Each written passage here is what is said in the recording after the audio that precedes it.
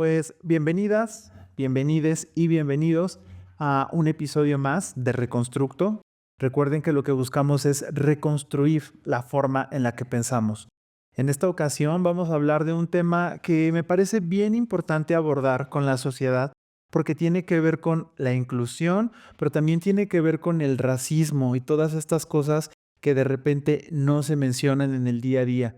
En el día de hoy, pues nos acompaña Marisela, nos estará hablando un poquito más sobre estos temas que me parecen bien relevantes.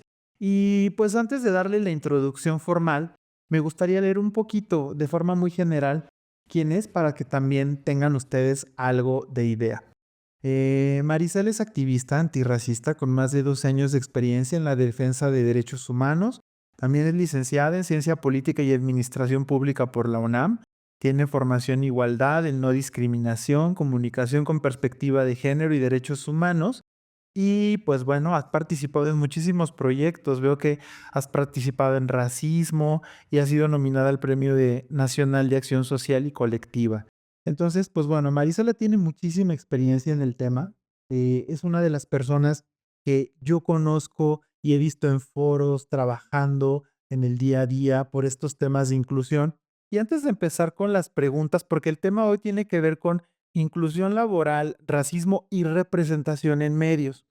Pero antes de entrar con esto, Marisela, hay algo que a mí me gusta preguntarle a las personas que vienen con nosotros, porque todas las personas que nos visitan son personas que están trabajando desde su trinchera en algo contra la discriminación, contra los estereotipos, buscando visibilizar alguna diversidad, pero todas estas personas tenemos algo en común y hay un punto de nuestra historia en la cual decidimos irnos de este lado del camino, que es un lado del camino que no necesariamente es el más redituable, que no necesariamente es el que nos llena más de fama, pero que es un camino necesario que en la sociedad se tiene que hacer y que casi siempre viene marcado de una historia y viene marcado de un quiebre y ese quiebre nos lleva a poder tener esa pasión por el activismo.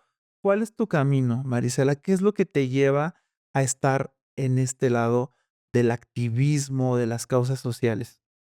Y bienvenida, perdona. Gracias. Muchas gracias por la invitación. La verdad es que me encanta tu pregunta. A mí me apasiona mucho el tema porque, o sea, yo siempre mi posicionamiento político lo hago desde, pues, una mujer racializada de la periferia, ¿no? Entonces, yo llevo muchísimos años en esto del activismo. Nunca me gustó nombrarme activista, la verdad.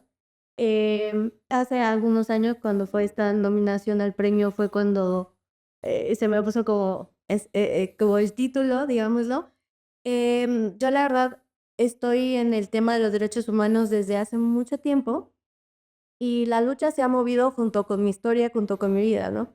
Al crecer en la periferia, al crecer en el Estado de México, al crecer en un barrio, en un contexto de violencia, pero que al mismo tiempo también es un contexto de comunidad, de unidad, pues ahí como que me fui dando cuenta de un montón de desigualdades, ¿no?, sociales. Y yo muchas veces cuando me invitan a hablar, sobre todo de cuestiones de género, la reflexión que yo siempre hago es, yo me di primero cuenta que era una mujer racializada, o sea, como la racialización, la pobreza, antes de entender las cuestiones de género y de el hecho de ser mujer.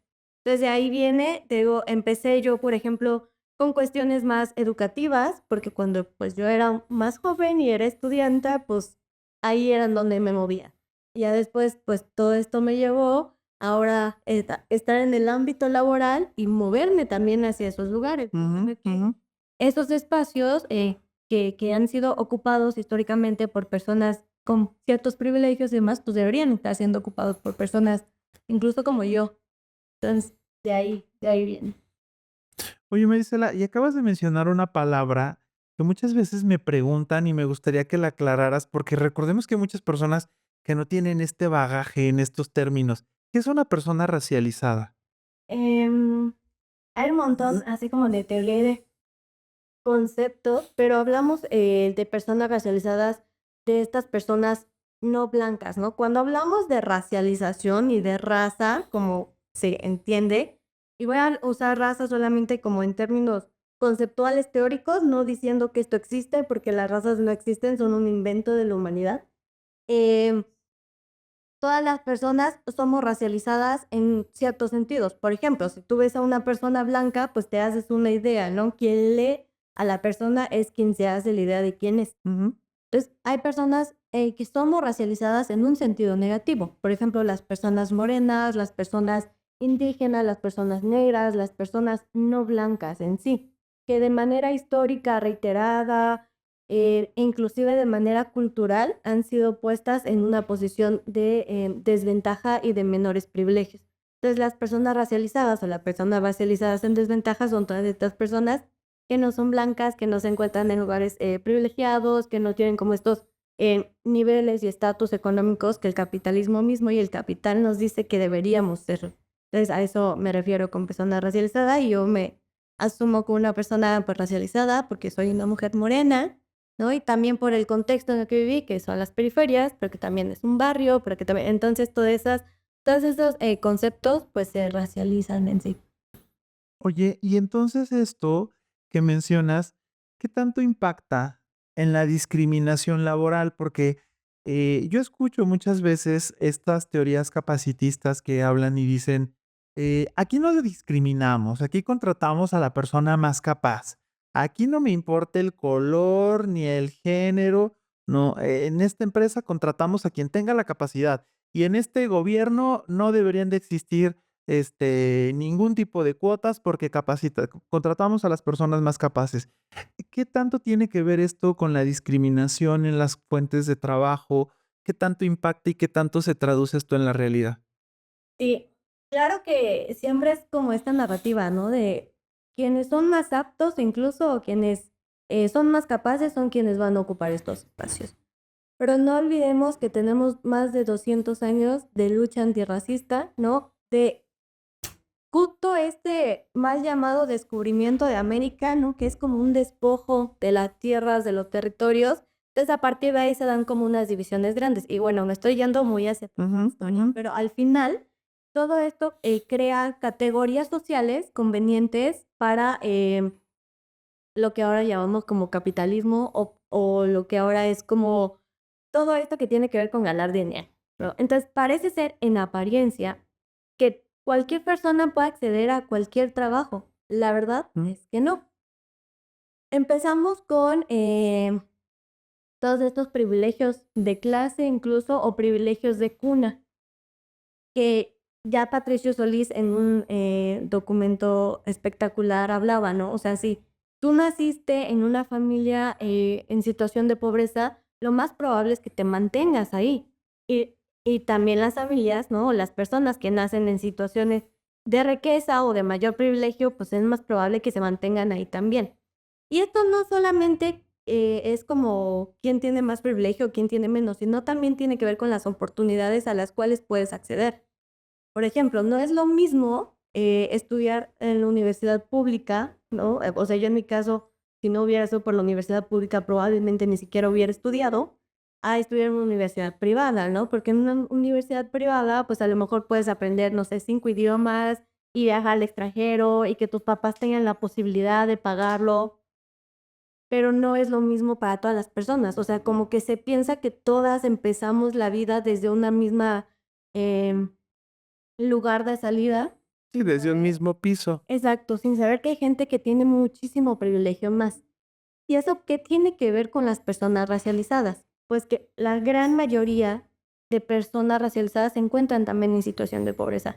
Y ojo, esto no quiere decir que nos compremos esta cosa de el pobre es pobre porque quiere, ¿no? O quien más trabaja es quien más tiene. La verdad es que no, es que si ya de por sí tu historia ha sido de privilegio, más probable que conserves esos privilegios que unas personas que no.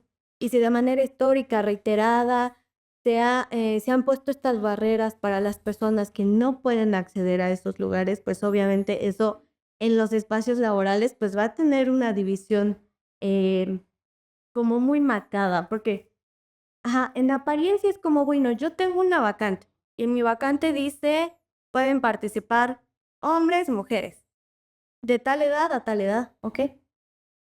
que hayan estudiado en escuela privada. Híjole, pues entonces ahí todas las personas que no tuvieron la oportunidad de ir a una escuela privada, que no pudieron pagarla, pues ya están fuera, Mm, ¿no? Y también tienes que saber 2 idiomas. Ok, yo sé español, pero mi lengua materna, mi lengua madre es el náhuatl.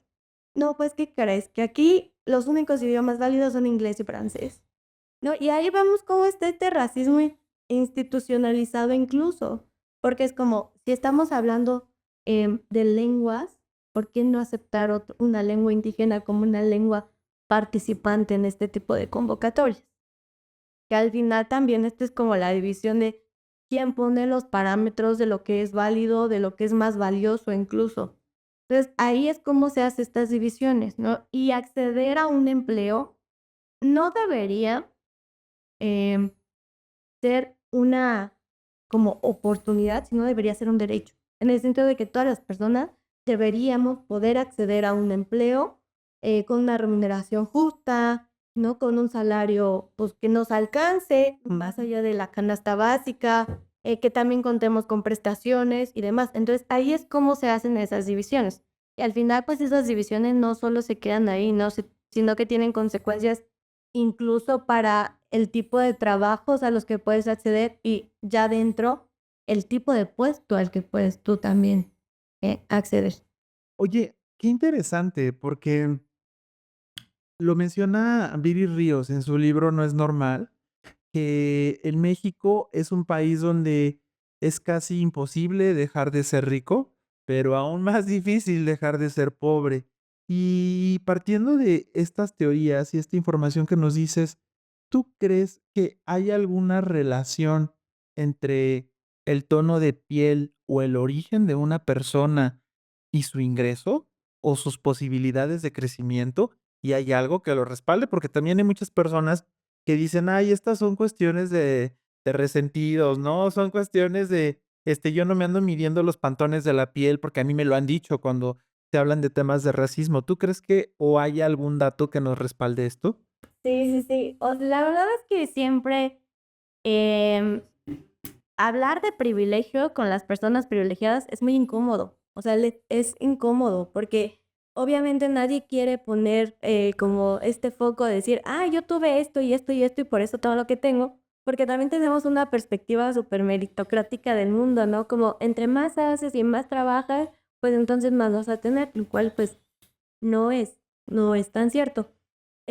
Por ahora se viene, por ejemplo, a mi mente el documento, justo el que mencioné, que es el de Patricio Solís. Hay uno que se llama Por mi raza hablará la desigualdad, que Mm, justamente hace un conteo de los ingresos de las personas en función de su tono de piel, ¿no? O sea, y está súper bueno porque, o sea, esto sí es como muy de economistas y gente que sabe de números, pero hacen la comparación por quintiles, ¿no? En qué nivel de pobreza o qué nivel de riqueza te encuentras dependiendo del tono de piel que tienes. Entonces ahí pues se dan cuenta que pues las personas de piel de tonos más oscuros se encuentran en un quintil más bajo respecto a los ingresos. Y no solo eso, que también las personas que mayor cantidad de estudios tienen son aquellas de tonos de piel más claro, pero que también se encuentran dentro de los quintiles de personas con más poder adquisitivo. Entonces no es así como una casualidad, sino es como es más difícil que siendo una persona morena puedas acceder a otros espacios. Otro documento que me gusta mucho, bueno, no es un documento, fue una investigación, no sé por qué no se publicó, pero entonces me están viendo, publíquenla. Em, Se llama La Fórmula del Éxito, que hicieron un estudio que cualquier persona podemos haber hecho, pero nunca tuvimos la curiosidad para hacerlo. Em, lo hace un académico de la UNAM, que básicamente lo que hizo fue revisar perfiles de LinkedIn y ver quiénes eran los CEOs o gerencias. mm, De ahí se da cuenta que una gran mayoría son personas blancas. Y no solamente eso, no es solo que sean personas blancas, son hombres blancos. Y no solo eso, son hombres blancos que saben inglés. Y no solo eso, Eso es en México. Y que estudiaron en el TEC de Monterrey. Entonces ahí nos está hablando que para que tú seas una persona exitosa, tienes que ser un hombre blanco, que sepa inglés y que haya estudiado en una escuela de estas de paga, Privadas. de mucho prestigio también y que pues no muchas personas pueden acceder a ellas. Ese estudio, a mí cuando yo lo vi la primera vez dije, claro, es que me hace todo el sentido del mundo, porque no solamente es el acceso a un empleo, sino ya estás dentro. ¿Cómo se dan o cómo se llevan a cabo los procesos para subir de puestos? ¿No? Y ahí es un recorte así de gente impresionante, ¿no? Para empezar es como, bueno, puedes subir de puesto si te capacitas en tales temas.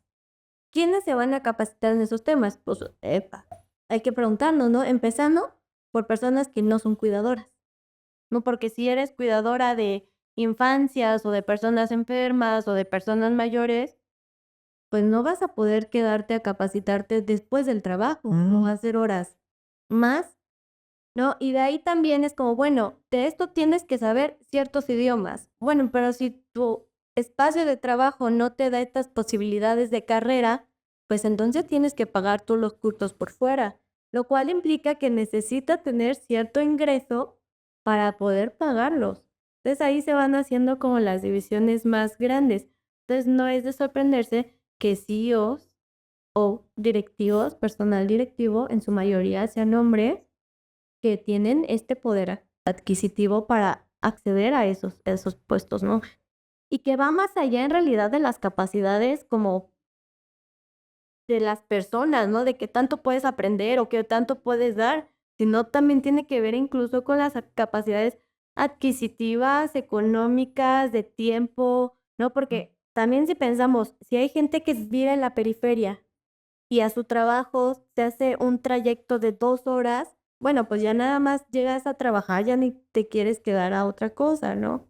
Entonces, también implica que vivas cerca de tu espacio de trabajo, ¿no? Y también como en este contexto en el que vivimos, en donde los espacios laborales más grandes están en las ciudades, pues eso implica un poder adquisitivo mayor para poder pagar una renta en la ciudad, que ahí pues ya es otro tema también, ¿no? Entonces, vemos cómo todo este tipo de cosas se entraman para crear una situación mucho más compleja para las personas racializadas de las periferias, de los barrios, que estudiaron en universidades públicas o que no, e incluso quienes no tuvieron el acceso a las universidades, ¿no? Que estudian la preparatoria o que no estudiaron inclusive, ¿no? Que ahí en este tema no lo estamos abordando tanto, pero entonces ahí se dan como estas divisiones de quiénes acceden a qué lugares.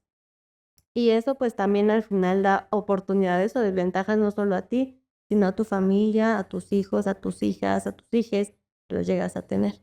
Porque no es lo mismo crecer en una familia con 8 hermanos y hermanas a ser hijo único que puede ir a un colegio privado, que desde chiquitita, tuvo educación Montessori, ¿no? A ser una persona que se tardó mucho tiempo en terminar sus estudios, porque tuvo que trabajar, porque, ¿no? Entonces, creo que hay también que dejar de romantizar estas situaciones tan violentas en cuestiones económicas. Entonces, ahí la dejo.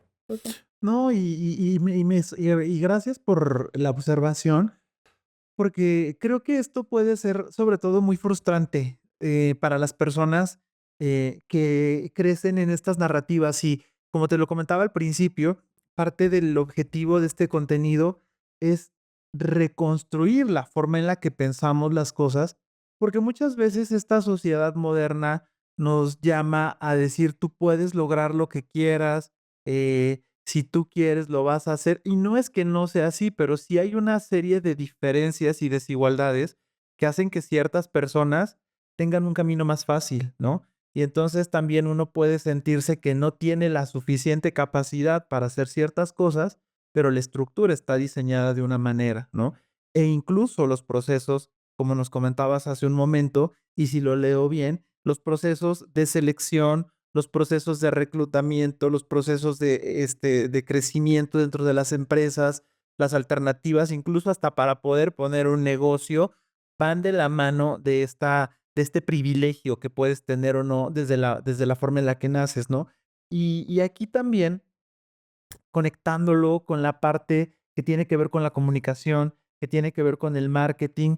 ¿Tú consideras que la forma en la que las campañas de comunicación, que la forma en la que los medios de comunicación retratan a las personas en los puestos de trabajo, retratan a los ejecutivos, retratan a estas figuras de poder o, por el contrario, los estereotipos o estigmas que señalan a otros puestos, tiene que ver o se conecta en algún momento con el mundo de las oportunidades laborales? ¿Hay alguna correlación? ¿Te suena que podría existir?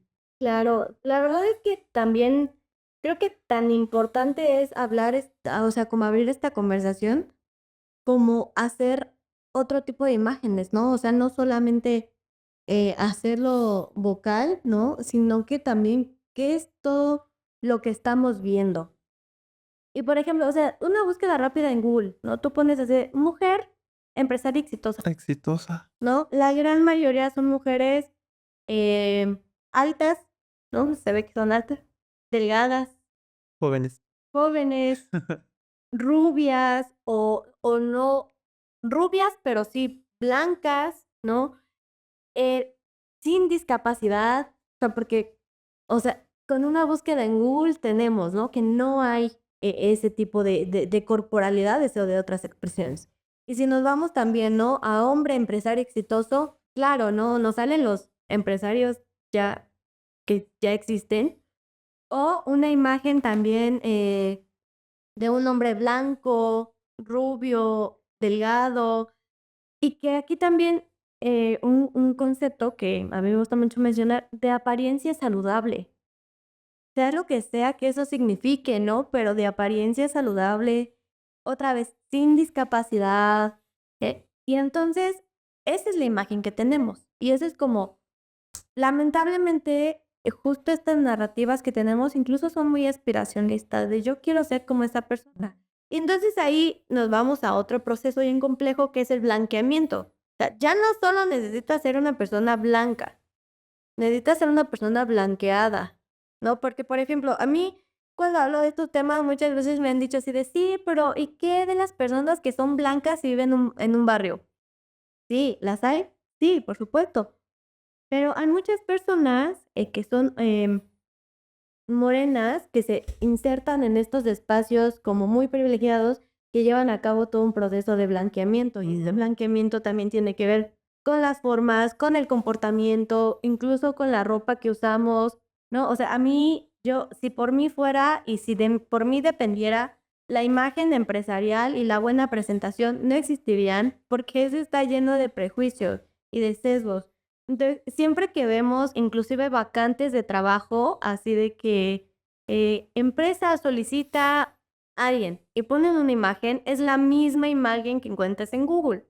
Una persona delgada, blanca, joven, en traje sastre, ¿no? Y entonces esa es la imagen. E incluso creo que hay tantas presiones para eso que cuando vas a tu primera entrevista de trabajo vas así casi de que entrar en sastre y zapato boleado, ¿no? Porque la forma en la que te ves tiene que ver, lamentablemente, aún con las oportunidades o no que tienes para acceder a un empleo. Entonces, cambiar esas imágenes en sí, pues también ayuda muchísimo a que muchas personas se involucren más y digan, yo también puedo estar ahí, ¿no? O estos espacios de representación son sumamente necesarios. O sea, cuando vas, como creando tu propia identidad y demás, ¿no? Pues muchas veces es como, pues es que eso no, porque no está bien visto por la sociedad, o no te vistas así, o no te peines así, o vamos a otro tipo de cosas, ¿no? Tu tono de piel no es el correcto, incluso un montón de personas afro que se tienen que planchar el cabello porque se asume que el cabello afro es em, no formal, o sea, que sea que signifique la formalidad. Entonces, estas representaciones importan y son sumamente necesarias para que las personas que nunca se han sentido que puedan ocupar esos espacios, y no porque ellas no quieran sentirlo, sino porque todo el sistema te dice que no, que tú estás mal, que tu tono de piel está mal, que tu cabello está mal, que tu forma de comportarte, incluso tu forma de hablar, tu forma de vestir, ¿no? O sea, no, yo he tenido un montón de dramas, inclusive por mi piercing, o sea, como que todo ese tipo de cosas, lamentablemente siguen siendo de mucho peso para los espacios laborales. Entonces, estas representaciones, que incluso pueden llamar como disruptivas, son necesarias para que todas las personas puedan acceder y se sientan parte de también, ¿no? Porque sentirte parte de un espacio, pues te permite no solamente acceder a él, sino que estar dentro de él y sentirte parte de, te hace una persona mucho más productiva, ¿no? Eso también ayuda muchísimo a las empresas, a los espacios laborales, y como que tampoco lo quieren hablar mucho, pero ahí está, yo pongo mi tema sobre la mesa, em, que las personas se sientan felices, contentas y plenas siendo ellas mismas en sus espacios laborales, les permiten ser mucho más productivas, mucho más creativas, incluso eso permite que no haya tantos riesgos psicosociales para las personas, ¿no? Entonces creo que es súper importante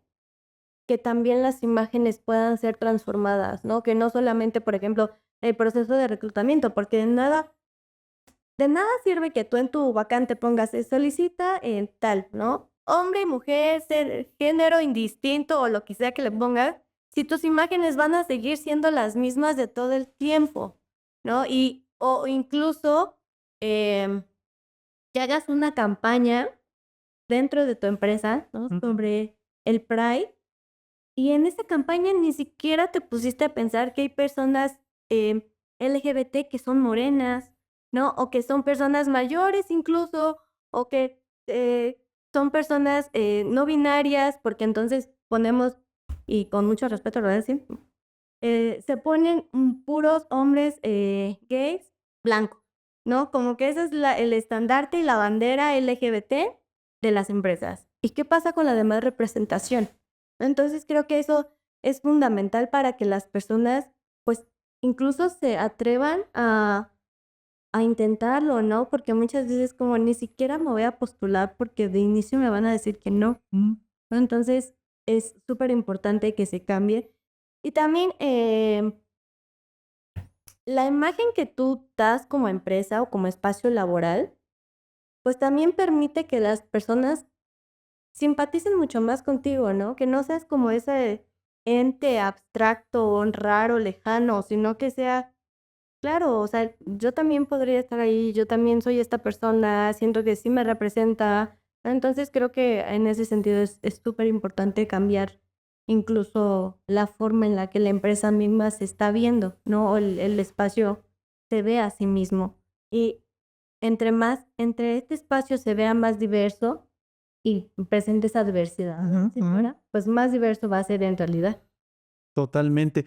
Y es que dijiste cosas bien fuertes, por ejemplo, el hecho de crecer sintiéndote incorrecto, ¿no? Solamente por la forma de ser como eres y solamente también derivado de estos constructos y estos pensamientos que nos han enseñado que las personas son de una manera. Y a mí esto me parece bien importante porque aprendemos, gracias a las representaciones que tenemos en los medios, que una persona es guapa, que una persona es bella, ¿no? Y entonces de repente es muy difícil movernos de ahí, ¿no? Dicen, ay, esa mujer o esa persona es muy guapa, o buscan a hombres o a mujeres con ciertas características, y siempre hablamos del concepto de belleza desde el eurocentrismo, ¿no?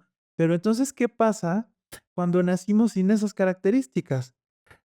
A niveles de oportunidades, a niveles de autoestima, a niveles de muchísimas más cosas más profundas, ¿no? Entonces, esto que comentabas, la verdad es que está fuerte, pero vale la pena mencionarlo porque en la medida en la que las marcas empiecen a darse cuenta, porque esto que te voy a comentar también me parece importante. De acuerdo a estudios como un estudio de Meta, 8 de cada 10 personas, millennials y centennials, no se reconocen ni se identifican con la publicidad que ven, porque la publicidad que ven es esta publicidad que anteriormente las personas que hacían marketing y todavía algunas que hacen, le llamaban aspiracional. Entonces, alguien asumió que aspiracional es ser blanco, que aspiracional es ser joven y entonces mi comunicación debe de ser de esta manera. Pero hoy estas generaciones ya no lo están viendo de esta forma, ¿no? Y a mí me gustaría saber si tú con esta experiencia que tienes trabajando con marcas, con empresas, viendo todos estos procesos, ¿has visto algún buen ejemplo? Porque la verdad es que los malos son la mayoría. Los malos creo que, pues, que es de las cosas más fáciles, ¿no? Pero tú detectas o registras alguno que digas, con esta comunicación o con esta marca, yo sí me sentí incluida o yo sí vi que estaban incluyendo a una diversidad que tal vez no era la mía, pero que muy pocas veces se le menciona. ¿Conoces algún ejemplo? Sí, fíjate que me viene a la mente no me acuerdo de qué marca es, lo siento, pero hicieron un comercial muy bonito Ujú, sobre mujeres mushe, y yo dije: "Guau", o sea, y que venía de una representación completamente respetuosa, ¿no? Porque hemos visto que se retratan, otras identidades de maneras muy extrañas, de forma como la heterocisnorma piensa que ujú, ujú.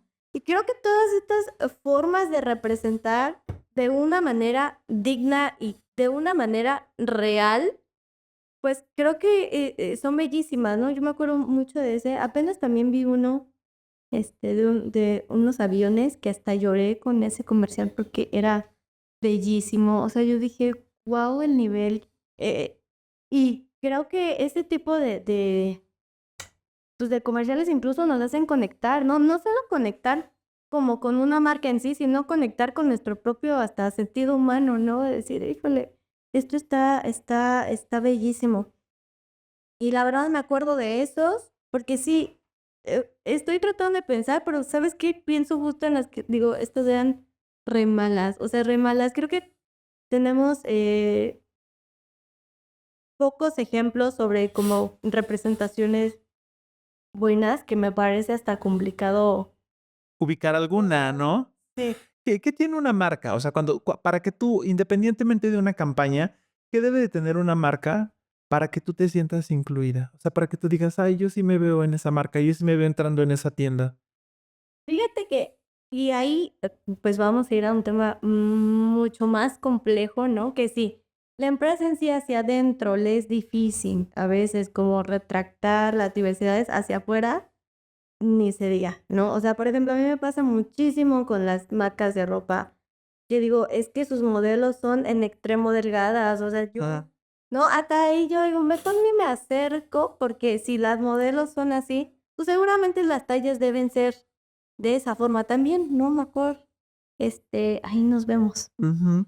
Entonces, creo que es la necesidad de diversificar, o sea, yo cuando veo así, y sobre todo te en estas tiendas de ropa que sean como cuerpos diversos, con tonos de piel diversos, ahí digo: "Ay, pues seguramente puede que encuentre". Digo, al final también puede que sea mentira, pero al menos, digo, me da la Captaron tu atención. y digo, lo voy a intentar, o sea, lo voy a hacer, ¿no? Incluso, siento que hay muchas empresas, sobre todo en espacios, financiero, que Ujú. saben muy bien cómo captar esa atención, porque es como, te vamos a dar tu tarjeta LGBT que tiene ciertos beneficios específicos, ¿no? O te vamos a dar tu tarjeta de mujer que tiene ciertos beneficios muy específicos, ¿no? Pero al final, si tú haces una comparativa y ves que sí hay beneficios, pues dices tú, por supuesto, ¿no? Si toda la vida de manera histórica, reiterada y sistemática me han dicho que no, y aquí me están diciendo que sí me van a dar beneficios, pues vamos a intentarlo, ¿no? Entonces, creo que, la forma de captar es esto, entre más diversidad y más cercana se sienta la marca, pues claro que las personas, bueno, al menos yo, sí digo: "Ay, pues sí, ¿no? ¿Por qué no?". O sea, sí me acerco, sí lo intento, sí, yo tampoco es como que yo diga: "Sí intento conectar", porque eso ya está muy difícil, pero al menos sí te llama la atención, ¿no? Sí lo ubicas o sí se te queda un poco en tu mente grabado algo. Entonces, creo que eso sería mayor diversidad, más de que la gente se sienta atraída.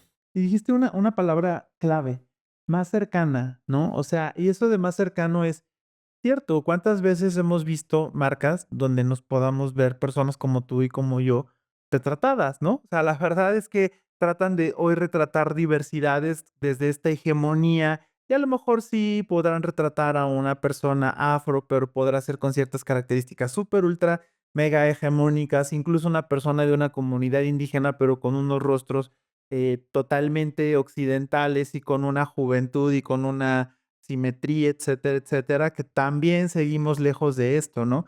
Pero creo que esto nos da eh, bastantes hallazgos para las personas que empezamos a hacer esta comunicación, de entender, uno, cómo la comunicación que hacemos llega hasta la puerta de una empresa y hasta la solicitud de un candidato, ¿no? Hasta las posiciones de poder, hasta diferentes temas, ¿no? Y a mí me gustaría, partiendo de esto y saliéndonos un poquito del guión, pero me parece que es importante con lo que acabamos de comentar. ¿Tú qué tan importante es para este tema laboral y que se conecta también con la representación, crees que son las cuotas de género? Porque hay gente que está súper a favor, hay gente que las odia y dice, esta persona solamente está aquí porque es diversa, pero no se lo merecía. Yo estudié y le trabajé más que ella. ¿Qué tan necesario crees que es para las empresas y para los espacios públicos y para los espacios gubernamentales tener estas cuotas? Mira, la verdad es que, o sea, yo sé que también ese debate de las cuotas siempre es álgido y complejo, ¿no? Porque, ajá, primero nos venden una idea de que a mayor capacidad, mayores oportunidades y entonces vas a acceder a ciertas cosas. Y dices, bueno, está bien, ya te la compramos muchas generaciones. Pero ¿qué pasa cuando de repente sacas una publicidad horrible y nadie dentro de tu empresa se dio cuenta? Entonces ahí, pues, obviamente es como, pues sí, porque no lo estamos viendo porque todas son las mismas personas que estamos acá opinando. Ujú. Es fundamental. Ahora, ¿por qué se hacen las cuotas? Hay que entender que las cuotas no son un capricho, son una necesidad, ¿no? Y sí, también puede ser que la forma en la que se hagan pueden ser muy tramposas, o sea, y ahí tenemos como un montón de casos, sobre todo en la política Exacto. mexicana, ¿no? Que eh, varios, o sea, hicieron las cuotas para las mujeres, varios candidatos, hombres, se registraban como mujeres para acceder, lo cual, pues, es obviamente tramposo y no debe pasar. Pero las cuotas son necesarias cuando todo el sistema te está diciendo que tú no puedes acceder. Pero no solo hay que dejarlo en la cuota, también los espacios laborales que las van a hacer deben tener un plan de carrera para las personas que entran.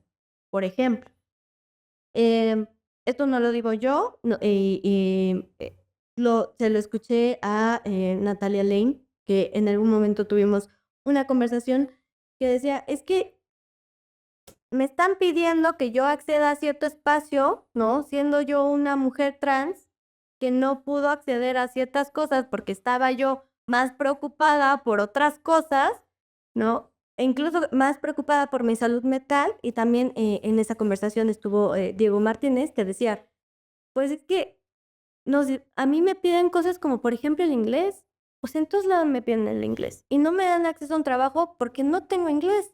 Pero si yo no cursé el inglés era porque estaba más preocupado con mi salud mental, porque ser una persona de la diversidad sexual y de género no es sencillo. Y si a eso o sea, hay muchos ejemplos, ¿no? Por ejemplo, ¿cuántas personas eh, que salen del closet, que esto no, pero que salen del closet, sus familias les dan la espalda, ¿no? Incluso la misma sociedad. Entonces tienes que dejar de estudiar. Entonces no puedes acceder a esas cosas. Entonces, no, necesitas tener hasta un nivel de privilegio así brutal en el sentido de, necesitas tener lazos familiares, unión familiar, pero también los recursos económicos, pero también, ¿no? Entonces está súper complicado. Entonces, en un contexto de ese tipo, obviamente se necesitan las cuotas. Ujú. Porque si tú como empresa dices, claro, por supuesto, voy a contratar personas trans. Y ahí está, ya está mi vacante, pasa un mes, 2 meses, 6 meses, un año, ninguna persona trans se postuló. ¿Por qué no se postula? ¿Tú por qué crees que en tu cuota estás poniendo que tu vacante estás poniendo que necesitan inglés, que necesitan haberse ido a estudiar al extranjero, que necesitan cierta documentación, pero que también tienen que tener un máster en no sé qué. Híjole, o sea, hay personas que literal están sobreviviendo. Y lo mismo pasa con cualquier cuota que no sea pensada desde estas desigualdades estructurales, ¿no? Por ejemplo, quiero contratar personas negras o afro. Sí, pero quiero que estas personas tengan un dominio del inglés en un nivel todo superior. Pero quiero que también estas personas habiten en la Ciudad de México, híjole, ¿no? Pero también quiero que tengan coche propio y no, pues está difícil, ¿no? ¿Cómo haces esas cuotas sin pensar en un plan específico de carrera para estas personas? Porque es como, ok, yo quiero esta diversidad porque no solamente la quiero por capricho, sino porque se necesita, porque nos estamos dando cuenta que no estamos teniendo decisiones plurales, que incluso el negocio no está creciendo porque no estamos llegando, no nos estamos acercando. Ujú. Necesitamos esta diversidad. Entonces, ¿cómo vas a buscar esa diversidad si no te estás dando cuenta, ¿no? De las desigualdades sociales, estructurales y temáticas históricas que vienen atrás de lo que tú estás poniendo en tu vacante? Entonces, sí a las cuotas, porque permiten justo esto, los accesos a personas que de manera histórica no No lo pueden tendría. acceder, ¿no? Y que de otra forma exactamente no los tendría, pero que también venga con un plan específico de carrera. O sea, es como si te voy a, o sea, ok, te la compro, que la vacante para este puesto sea, lo que se necesita sea estudios universitarios. Ujú. Va, ya, hasta ahí. Entonces, en el plan de desarrollo tú pones, acá nosotros te vamos a dar el inglés, acá nosotros te vamos a dar estas oportunidades, para que entonces no pensemos que se está partiendo desde un piso parejo.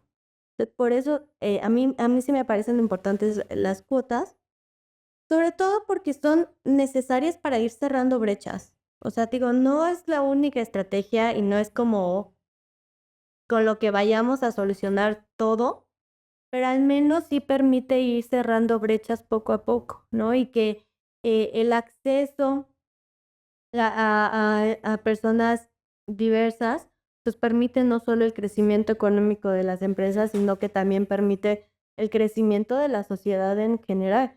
Digo, y ahorita es súper importante que hablamos de este tema de conversación por todo el contexto que tenemos ahora, ¿no? En donde se están quitando las Espacios.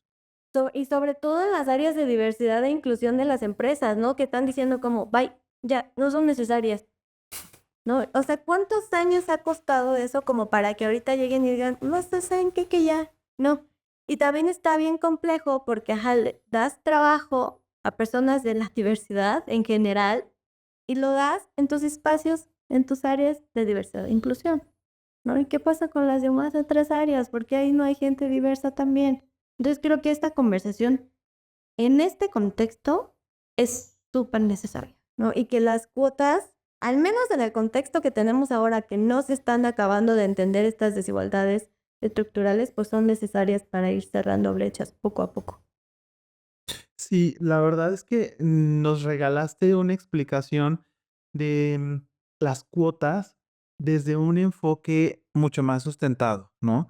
Porque entrar en debates es muy fácil en estos temas, pero en la representación, el marketing inclusivo marca representar a los grupos que no han sido representados y esto tiene que ver con cuotas. Y para muchas personas, no, pero es que si esta persona no es el mejor actor, claro, porque muy probablemente una persona que viene de una comunidad o de un pueblo originario no tuvo los estudios en la Universidad de Londres o de Nueva York que tuvo esta persona del privilegio, pero es una persona que debe de estar ahí, porque a partir de esa persona se van a abrir las puertas para muchas otras personas. Me lo decían en algún momento en algún webinar sobre Yalitza Aparicio. No es que no es buena actriz, no importa si lo es o no lo es, ese no es el punto de la discusión. Hay muchísimas actrices blancas que tal vez no lo son y no se les juzga de la misma manera, ¿no? Pero creo que ese punto fue muy importante para que las marcas también sepan que es algo que sus consumidores les van a premiar, porque los consumidores, las consumidoras quieren empezar a ver esta representación, pero también les da miedo. Y en algún punto es entendible porque entiendo que pues están en una posición en la que no quieren correr riesgos porque su posición está de por medio o porque no quieren cometer algún error grave. Y ahí para ir cerrando la conversación, me gustaría saber si tú nos podrías regalar para estas marcas y con lo que tú has visto y con la experiencia que tienes en estos temas, ¿qué buenas prácticas con el conocimiento que has recabado les podrías dar a todas estas marcas? Uno, que tienen miedo. Dos, que están ante un entorno global donde hay empresas gigantes tecnológicas que dicen, no, ya no, porque es un gasto y el porcentaje de personas de las diversidades es pequeño, cosa que de repente es mentira, ¿no? Porque estamos hablando de millones de personas, pero bueno, ¿qué tipo de consejo les podrías dar a todas estas empresas que no saben o no tienen ni idea clara de por dónde empezar a implementar esta representación de personas racializadas, de personas provenientes de la diversidad y que regularmente han sido sujetas a discriminación? Sí, creo que, o sea, es fundamental que las empresas aprendan a verse hacia adentro, ¿no? Porque muchas veces es como asumen que no existe la diversidad, ¿no? O incluso les da miedo preguntar porque es como, híjole, ¿qué tal y si las personas sienten que les estoy atacando? No, no, no. O sea, véanse hacia adentro, vean cómo está constituida su empresa, vean cuál es la diversidad existente. Si se dan cuenta, identifican el foquito rojo de que, híjole, aquí nos está faltando esta diversidad. Aquí nos está faltando, pues entonces, hacer oportunidades, ¿no? Cuotas o abrir espacios o una feria del empleo. O sea, es que hay muchísimas cosas que se pueden llevar a cabo. La verdad es que siempre cuando se inicia algo, obviamente se va a hacer con miedo, porque no sabes cuál es la reacción, ¿no? Y cuando se habla en el ámbito laboral, pues casi siempre se está nadando contracorriente, ¿no? Porque, ajá, tanto es el trabajo que se tiene que hacer que se tienen que dar resultados. Y parece ser que en este dar resultado no nos detenemos un momentito para pensar que estas acciones de inclusión laboral, pues te pueden permitir ser como como que tu empresa tenga un impulso. Entonces, es como ver eso, ver el panorama completo, revisarte desde dentro, hacer tus diagnósticos. em, Creo que siempre es fundamental ir de la mano con personas expertas en los temas, ¿no? O sea, personas que te puedan asesorar en cuestiones de género, de personas con discapacidad, porque muchas empresas o muchos centros laborales no hacen cosas porque piensan que eh, va a ser muy difícil hacerlo, pero si no se dan cuenta o si no se quieren dar cuenta, no van a saber que hay un montón de otras empresas y de otros centros laborales que ya lo están haciendo, ¿no? Entonces es eso, primero tus diagnósticos, revísate y crear alianzas con personas expertas en los temas, e incluso con otras empresas. Digo, al final en el capitalismo estamos acostumbrados a la competencia, pero creo que en estos temas, pues siempre voltear a ver también qué están haciendo en otros lados, pues te permite tener como panoramas más amplios de comprensión de los temas. Y eso, o sea, no hay mejor forma de empezar que haciendo algo, un algo, ¿no? Una capacitación o acercarse a quien más confianza le tengan, de que, ¿sabes que tenemos un problema sobre comunidad LGBT? Pues entonces buscar a alguien de tu empresa. La verdad es que por lo que yo he visto, quienes impulsan estas acciones son las mismas personas trabajadoras. Entonces, altos puestos, altos mandos directivos, escuchen a sus personas trabajadoras, porque los problemas que no están identificando, alguien ya los vio. Y si no estamos escuchando, pues entonces no los vamos a ver, ¿no? Y no nos vamos a abrir oportunidades y no va a haber como esta transformación, que al final es importante recordar que los centros laborales son parte de la sociedad, los cambios ahí que repercuten en la sociedad y lo que pasa en la sociedad, pues, obviamente también afectada en ese lado. Entonces, eso sería. Oye, y un bonus ya rapidísimo, hablando del tema de laboral, puede haber gente que dice, es que es bien delgada esta línea, ¿no? Entre no me contrataron porque no cumplí el perfil y es algo que pues puede pasar también porque pues no se pueden contratar a todas las personas que participan, pero no me contrataron porque me discriminaron, fui víctima de discriminación. ¿Cómo distingo como candidata, candidato esto? O sea, ¿cómo sé si fue por parte de un proceso de discriminación? ¿Cómo sé si fue realmente por parte de que no cumplía las características del perfil? ¿Puedo hacer algo o no? ¿O cómo yo como contratador, como reclutador, puedo darme cuenta que estoy incurriendo en esto y tal vez ni siquiera me estoy dando cuenta, lo registro, ¿no? Sí. Fíjate que esa es una pregunta bien compleja. O sea, es bien compleja porque, o sea, sí, las empresas pueden contratar a quien quieran contratar, ¿no? Que sean como el perfil más adecuado, digámoslo así. Y en las entrevistas de trabajo, en los procesos de reclutamiento y selección, muchas veces no te dicen por qué no te están Mm, seleccionando, ¿no? A veces es como, veo tu CV y bye. Em, Hay un estudio que hicieron Raimundo Campos y Eva Arceo, si no mal recuerdo, que mandaron CVs así a un sí. montón de empresas. Ahí está, ¿no? Con fotos diversas.